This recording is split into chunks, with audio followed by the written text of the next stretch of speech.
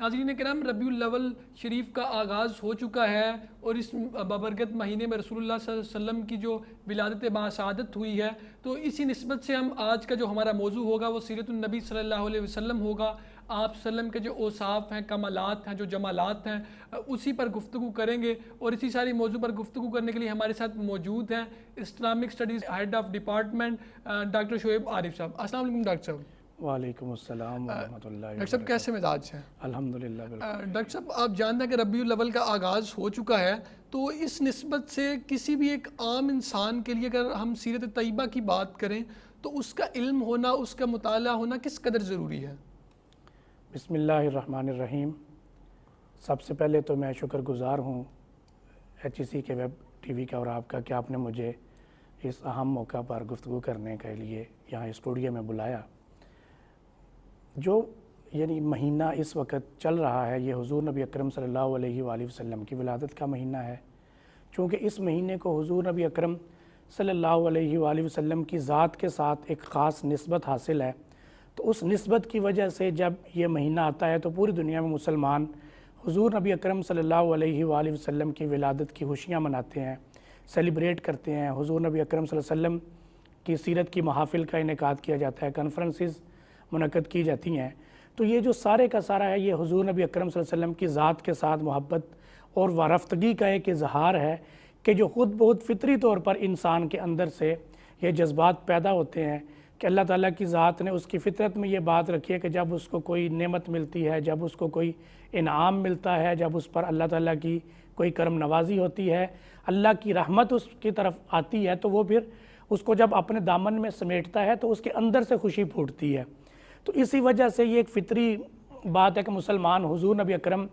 صلی اللہ علیہ وآلہ وسلم کی ذات بابرکات سے نسبت کی وجہ سے جو اللہ رب العزت کی ذات نے یہ عظیم نعمت ہمیں عطا فرمائی اس پر خوشیوں کا اظہار کرتے ہیں، اور اس مہینے کو پھر اس حوالے سے زیادہ اہمیت حاصل ہو جاتی ہے۔ وگرنہ حضور نبی اکرم صلی اللہ علیہ وآلہ وسلم کی سیرت تو پورا سال ہمارے لیے ضروری ہے، اسی طرح اس پر عمل کرنا لازمی ہے۔ یہ نہیں ہے کہ صرف میلاد النبی صلی اللہ علیہ وسلم کے مہینے میں ہی سیرت کی بات کی جائے یا اس پر عمل کیا جائے۔ حضور نبی اکرم صلی اللہ علیہ وآلہ وسلم کی سیرت انسان کی پوری زندگی کے لیے ہے، 12 مہینوں کے لیے ہے، 365 دنوں کے لیے ہے، اور دن کے 24 گھنٹوں کے لیے ہے، دن اور رات کے لیے ہے، انسان کے زندگی کے ہر پہلو کے لیے ہے۔ لیکن اس مہینے میں چونکہ ایک الگ سے نسبت حاصل ہے، اس لیے یہ معاملات زیادہ ہائی لائٹ ہوتے ہیں۔ اب آپ نے جو سوال کیا وہ یہ تھا کہ خاص طور پر اس ماہ مبارکہ میں سیرت النبی صلی اللہ علیہ وآلہ وسلم کے مطالعہ کی اہمیت کیا ہے اور اس کا ریلیونس کیا بنتا ہے۔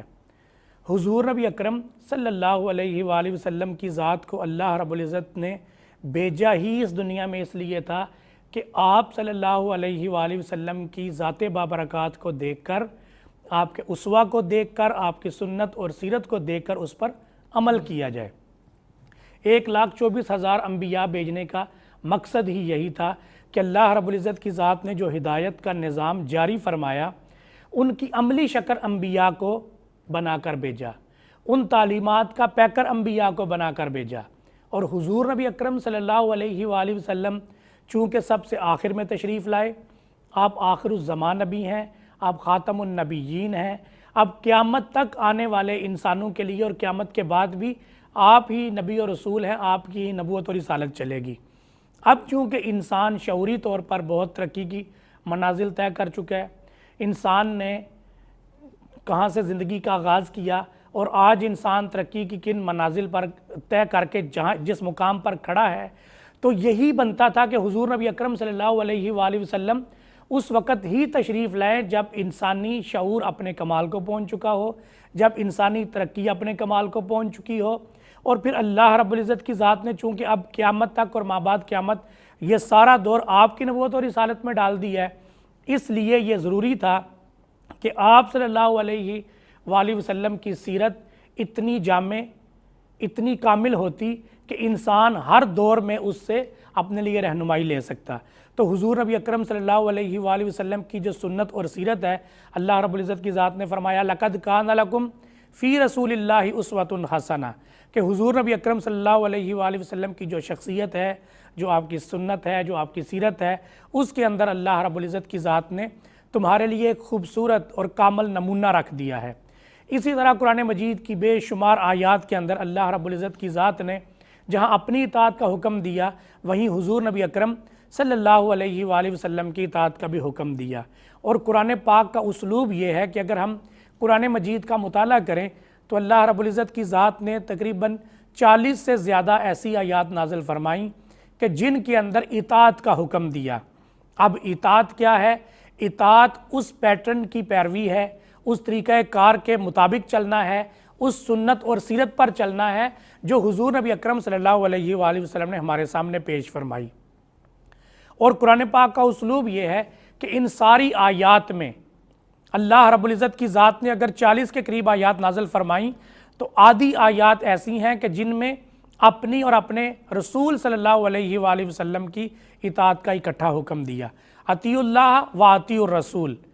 لیکن کمال کی بات یہ ہے سیرت اور سنت مصطفیٰ صلی اللہ علیہ وآلہ وسلم اتنی امپورٹنٹ ہے، اس پر عمل کرنا اتنا ضروری ہے کہ اللہ رب العزت کی ذات نے آدھی آیات میں تو اپنا نام ذکر کیا، لیکن جو باقی آدھی آیات ہیں ان 40 کے قریب آیات میں سے ان میں اللہ رب العزت کی ذات نے اپنا نام ہی ذکر نہیں کیا، فقط حضور نبی اکرم صلی اللہ علیہ وآلہ وسلم کی اطاعت کا حکم دیا۔ اب قرآن مجید میں اطاعت کا جو حکم آیا، جہاں بھی اللہ نے اپنا نام لیا ساتھ حضور کی اطاعت کا بھی حکم دیا۔ اور قرآن میں ایک بھی آیت ایسی نہیں ہے کہ جس میں اکیلے اللہ رب العزت کی ذات نے اپنی اطاعت کا حکم تو دیا ہو لیکن حضور نبی اکرم صلی اللہ علیہ وآلہ وسلم کی اطاعت کا حکم نہ دیا ہو۔ تو اس سے پتہ چلتا ہے کہ حضور نبی اکرم صلی اللہ علیہ وآلہ وسلم کی سنت اور سیرت ہی وہ امپورٹنٹ چیز ہے کہ جس پر ہم نے عمل کرنا ہے۔ اللہ رب العزت کی ذات نے آپ کو اپنی تعلیمات کا عملی پیکر بنا کر ہمارے لیے بھیجا اور اس حد تک حکم دیا کہ اطاعت کی تمام آیات حضور نبی اکرم صلی اللہ علیہ وآلہ وسلم کی سنت اور سیرت کی اطاعت کا حکم دیتی ہیں۔